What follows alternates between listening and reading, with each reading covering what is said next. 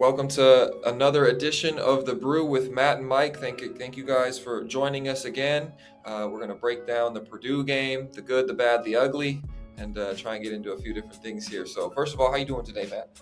I'm doing wonderful, and yeah, I'll break down the Purdue game, kind of give you guys a State of the Union address. It's the beginning of January, so we're going to do that, talk about the state of the program, where we're at, but I'm doing wonderful. Had a great weekend, Mike. How are you? Lovely, hanging out in Miami after getting stranded here for a couple of days, trying to make it back to Puerto Rico after the holidays. Some things happened politically, but I'm good. I'm enjoying life, and ready to dive into what's going on, all things Badger basketball. So I think you got some stats for us. Let's break this down. Yeah. So, the first stats I want to talk about is the fact that Wisconsin shot 4 of 25 from three, and Purdue out-assisted Wisconsin 22-7. Part of that is definitely if you're not hitting shots, you're not going to get assists, but also that ball moves around for Purdue. That ball is snappy. We don't see that with Wisconsin. We see a lot of me ball, a lot of hero ball, a lot of forcing, a lot of pressing. There's just not a lot of rhythm or a groove with Wisconsin. Believe it or not, Wisconsin out-rebounded Purdue 39-37, but still Purdue was far too physical for Wisconsin down low, despite that statistic. But that is a stunning statistic to see. But Wisconsin 4 of 25 from three, and my takeaway is Wisconsin, maybe you should stop shooting as many threes. Just overall in the season, they're averaging 30.7 attempts per game, which is the 15th most in the country, while they are shooting 32.6% from three, which is 244th in the country. So there is something that doesn't add up there, right? So only shoot a high volume of threes if you're a good shooting team. They went 4 of 25 against Purdue, and Carrington made 2 of those. He was 2 of 4. So that is just awful. And they're 8 of 47 from three in the last 2 games. So Mike, the first question I'll ask you is, the cupboard might be a little bit bare, but would there be any change in strategy that you would deploy with this Wisconsin team? And do you agree with me? They should move away from the three-point ball a little bit. Just take that volume down just a notch. I think, in terms of roster changes or lineup changes and rotations, I think it's a little bit challenging. Obviously, you're relying on, 2 to 3 younger big guys. All those guys are under the age of 20 that are coming off the bench or even starting, right? Belauskas is 19 or 20. He's 20, but still. Yeah, 20, but yeah, still freshman. 20, a young guy who's coming out. Same with Rapp. Rapp is only 19. Garlock is 18, 19. So you got some younger bigs coming in. So that's a little bit of a challenge there, especially when you're dealing with guys and Kaufman, Wren, and those guys are 23, 24, big bodies. You can see they've spent a lot of time in the weight room. And in terms of the guard position right now, it's a little bit of a struggle finding some depth on the guard position right now. Guys coming off the bench, guys we were hoping that would take bigger jumps, specifically Janicki. We thought, he would be able to, give us something and build off of a really good sophomore campaign that he had. So, it's a little bit difficult right now. I think I would like to see Carrington play a little bit more, just in terms of his physicality. He's an older player. He's been in some wars. We've kind of talked about this before. But I think it's a little bit challenging in terms of what they can do in terms of rotation and stuff. This team is who it is. You can't make midseason changes. There's no trades. Even though it's very professional basketball, guys are getting paid. Rosters are accumulated that way.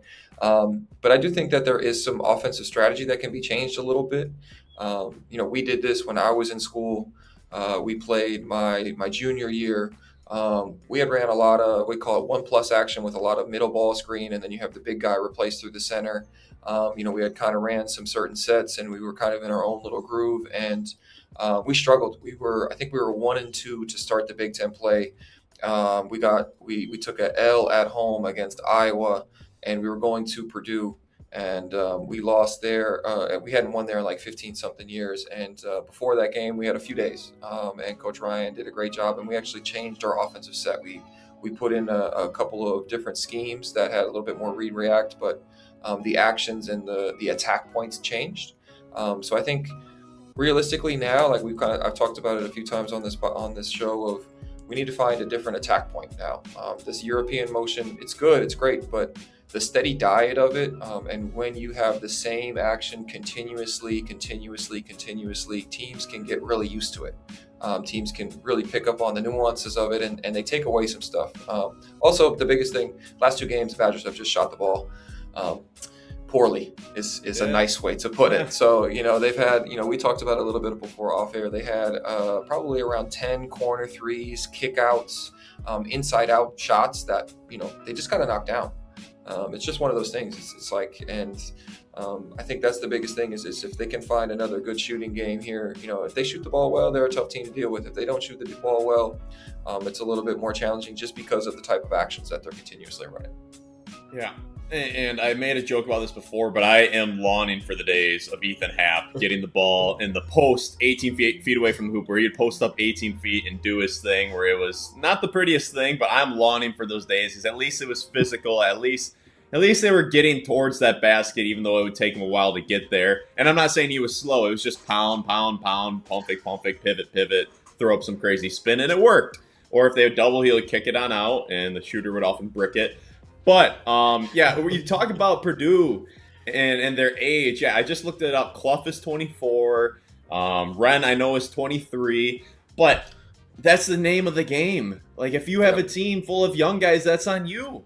Like, age is such an asset in college basketball. Last year's Wisconsin team, they were old, and they were very good. You got to take advantage of age. And, yes, Nick Boyd is an old guy, but he's kind of got a slender build. He's somewhat, kind of in the middle, I would say, physicality-wise. He's decent, but I think the biggest thing for Gard in the portal next year, you got to find a guy down low who can protect the rim and grab some boards alongside Winter. Winter's not a 5. He's a 4-man. And find a big, I think that Kuwaith, I think his name is, for BYU. Wisconsin was close to getting him, not this year, but last year. They were close to going. They would have landed him. He's a nice piece. Definitely, but that's exactly the kind of guy. He's 6'8", 6'9", but he is lengthy. He's super strong. He can jump high. That's the kind of guy they need. They don't need a super skilled guy next to Winter. They just need some physicality down low. So Wisconsin's desperately missing that. And just kind of recapping the game before we go into a bigger picture thing. I would say a pro was that Wisconsin out-rebounded Purdue. But at the same time, I'll kind of contradict myself. I think Wisconsin needs to be a bit more physical yet. But at the same time, they just might not have that physicality where they can try being physical, but they just might not be strong enough. And that's just the reality of it. But I want to see a little bit more effort from them. And I would like to see Belauskas. He's young, but there's no time to feel sorry for yourself. Be a hack out there. Just play like an absolute madman. It's that's what I want to see from Belauskas. Foul out every single game if you have to. Winter, I thought Winter's effort was good. Boyd, I thought his effort was good, but I do have some problems with his performance, and I'll get into that in a second. But recapping a little bit of the game, Wisconsin threw the first punch. The energy was there to start. Got up 9-2, and then Winter was slow to help in a pick and roll, made the game 4-9. And then Wisconsin gave up back-to-back three-pointers against Purdue. I don't really know how you defend Braden Smith in the college game. He's that good. He looks a little bit like. My comparison for him, everyone wants to compare him to a white guy. That's just kind of the thing that people do. Obviously. Is white guys go to white guys. But he reminds me of an old CP3. That's kind of what he reminds me of out there. CP3 when he was younger. Yeah, when CP3 was younger, he had that poster on Dwight Howard. He wasn't doing that. I'm talking little Phoenix Suns CP3. Yeah, that's kind of what Braden Smith is reminding me of a little bit out there. Just because CP3 is still super quick, agile, savvy. So that's kind of what I'm seeing from him. And but he would make that nice hockey assist when there was a hard hedge. You dump it to the roller would kick it out. And so then Purdue hit back-to-back threes there. And Smith ended up with 12 dimes. Purdue's actions and Smith are just a bit too high of a level for Wisconsin right now, and I don't really know if you can change. I just don't think that could change, and I don't think Wisconsin. I don't know if it's physically possible for them to beat Purdue on Purdue's home court later this year. But that's kind of the big thing is Wisconsin came out with the right energy. They threw the first punch, but Purdue quickly answered. Their intensity just got a little bit too high, and Purdue is just a much better team. That's just the reality of it. Yeah, and kind of to piggyback on you, Braden Smith is a maestro. He's the all-time leader in assists in Big Ten history now. Congratulations to him on that. But he makes some really high-level reads, and he hits short rolls, especially teams are trying to hard hedge him, and he does a great job of. They call it a pocket pass, and they call it a pocket pass for a reason because the space he throws it in. And how he throws it, he allows his big man to catch and face the rim at a very high level, and he makes all the right reads. He's very, very under control. Nobody's been able to speed him up. So it was actually a joy to watch him play the game. As much as he was, as much as it hurt me to watch him just slice and dice our defense. He's just a really high level point guard. I was saying to myself most of the game, I was like, damn, that was a good pass. Oh, damn, that was a nice read. Oh, damn, that was nice. Like, just a lot of times under my breath, just enjoying the game. So, Purdue's really good, and we kind of talked about it a little bit. The game really changed about 2 minutes into the first half, and that's what happens when really great teams play teams that they are better than. Teams can stay with them for a while, and then all of a sudden, the volume changed, the intensity changed.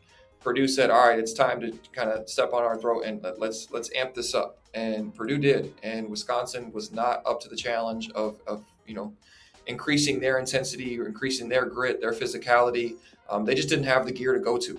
Also it was a little bit of a challenge because John Blackwell, he's been struggling. And when John Blackwell is struggling, it's a little bit of a challenge. So I was going to ask you, how do you feel about John Blackwell's performance? We talked a little bit off air.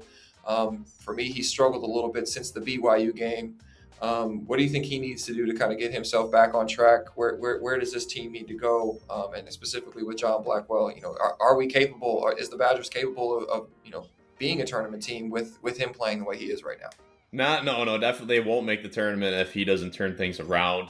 I think it's been a rough go for him. His 2-point percentage has dipped from 53% last year to 38% from 2.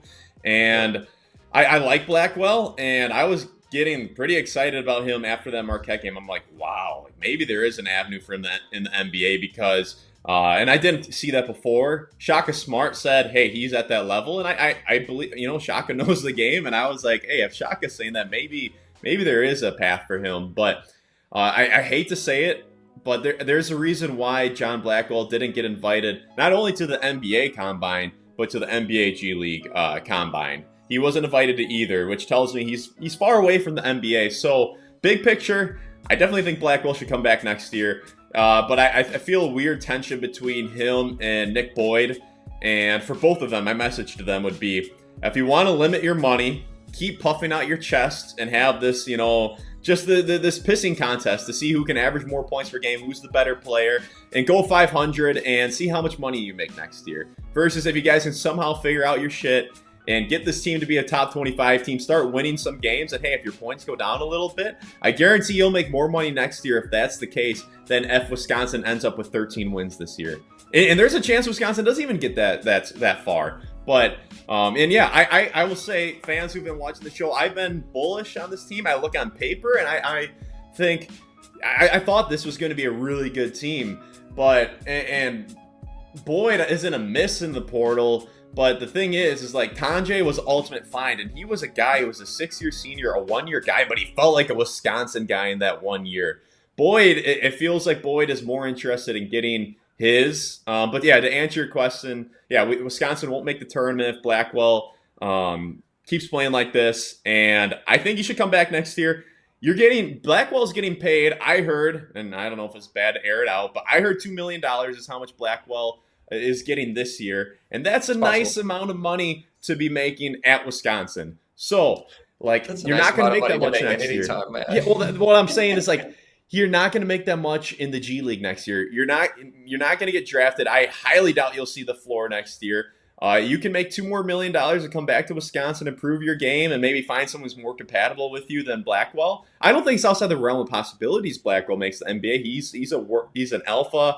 He's a workhorse. Things can change. If he becomes an absolute sniper from 3, who knows?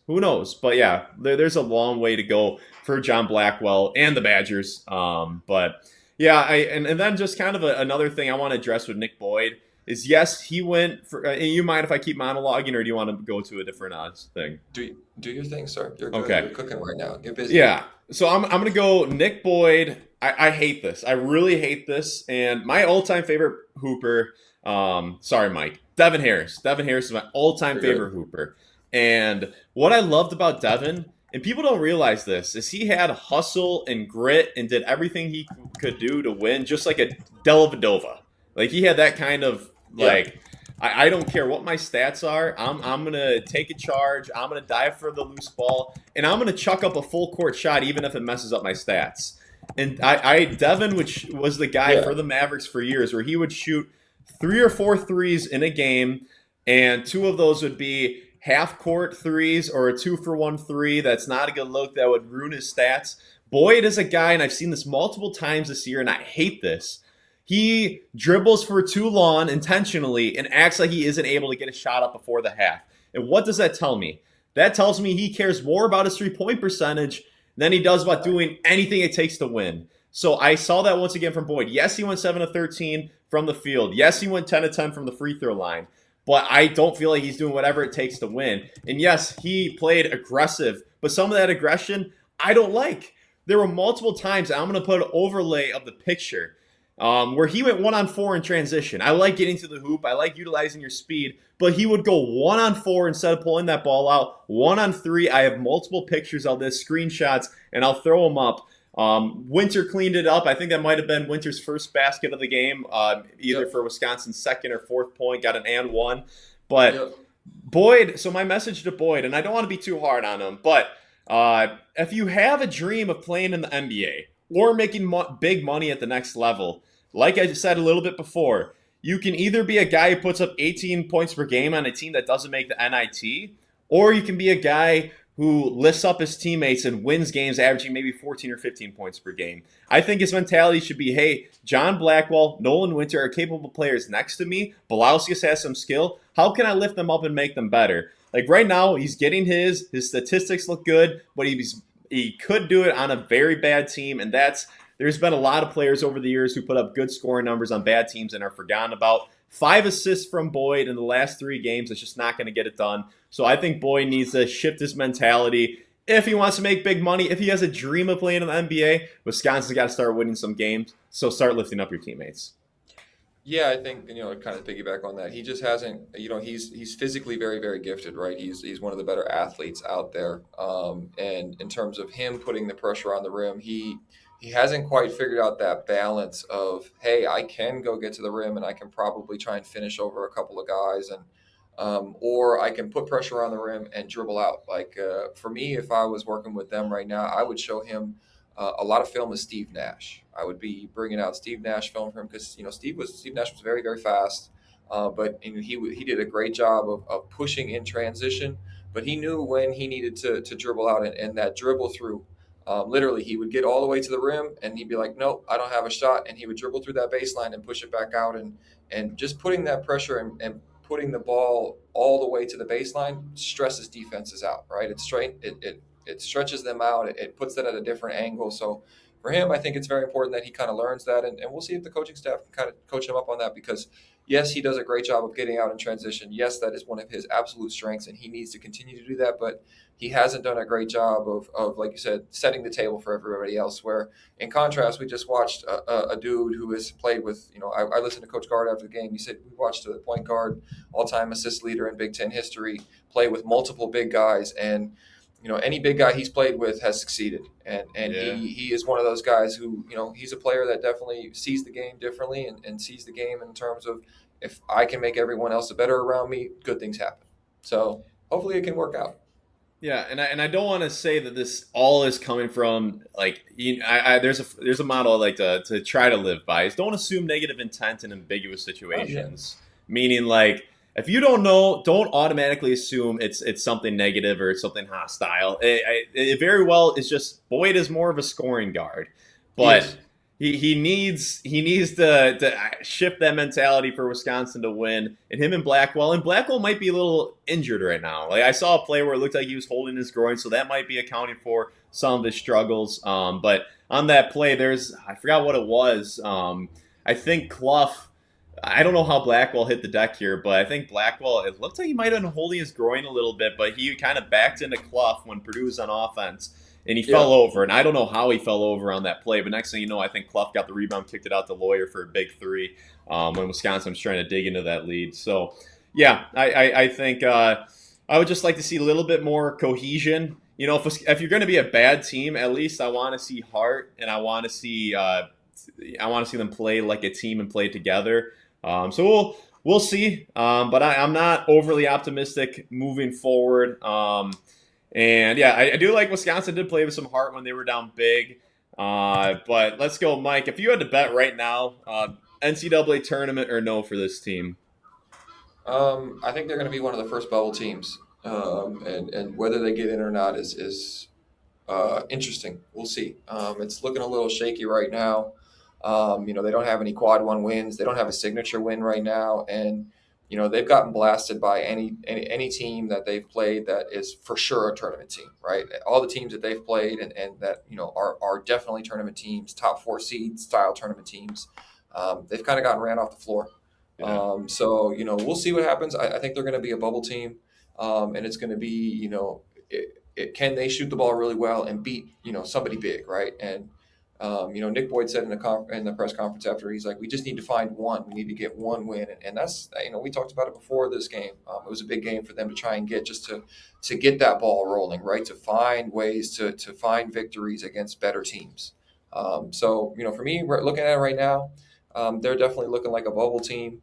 They're going to beat the teams they should beat. And now it's hey, can you pull together 2 or 3 wins that you shouldn't have that can propel you into another tournament run? Hey, if they're a bubble team, that means they turn the season around. That's the way I look at it. Because right now, they're not a bubble team at all. So you kind of foresee them improving, and you don't see this being a total catastrophic 13-win season or 14-win No, I season. don't think so. I still think they're the Big Ten is giant right now, right? There's what 18 teams. Hmm. So there's still I still think they're in the top half of the Big Ten. But they're not in that top 5, top 6. They're in that 8, 9, 10 range for me after seeing a bunch of different games and a bunch of different teams. But they're definitely not in that upper echelon of the Big Ten right now. But they, that's the great thing about being in a Big Ten league is you get a lot of opportunities, and if they can capitalize on a couple of them, there is some noise to be said, and that will look good in the committee's eyes, and they can pick up a few quad one wins. So that's the biggest thing for them is they can find some stuff. They can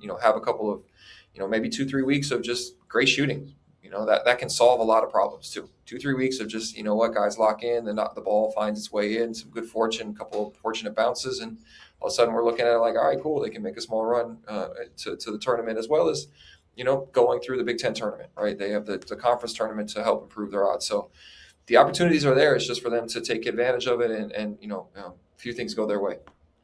Yeah, and I'll throw out another positive. I've been a bit negative on this on this episode, but Nolan Winter, I like his energy and I like his passion. I don't know how I missed this, but after the Villanova game, he got teary eyed in the post game press conference, and I love that passion. I love to see that. Like, yes, these kids are getting paid a lot of money, but I still love to see that Winter is super proud of Wisconsin on the front of his chest. That's what that told me, is that he really wants to win, and I like to see that. He did have a double, 18 points, 10 boards, 2 blocks, and he's starting to shoot the three a little bit better. He's almost at 30% from three. In the last 6 games, he's shooting 8 of 18 from three, which is 44% in the last 6 games. So that is a step in the right direction.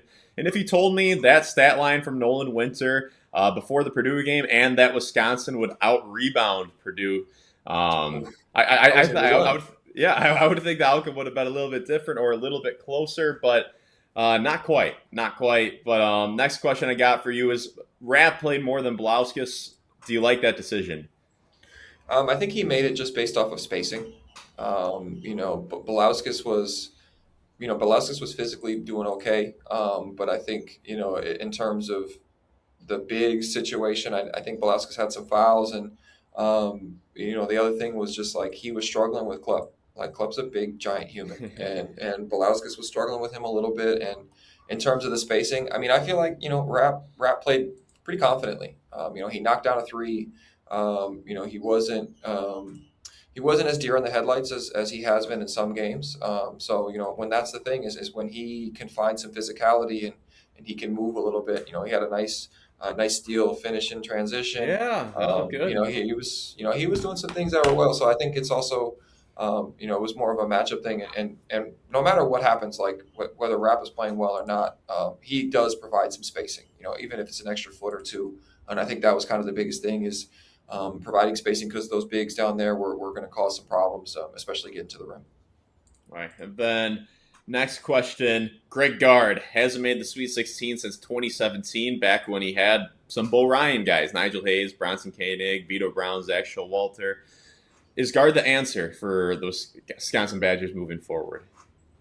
Absolutely. For me, I think he is absolutely the answer. He is a really good coach. He's done a great job of adjusting in this new portal era. And especially within Wisconsin, I think hopefully he can find some more NIL money and be able to go out and get some different guys. But he clearly does have a system. He has adjusted to the time. He has adjusted to the game. He's been able to get guys to come and play for him and play hard for him.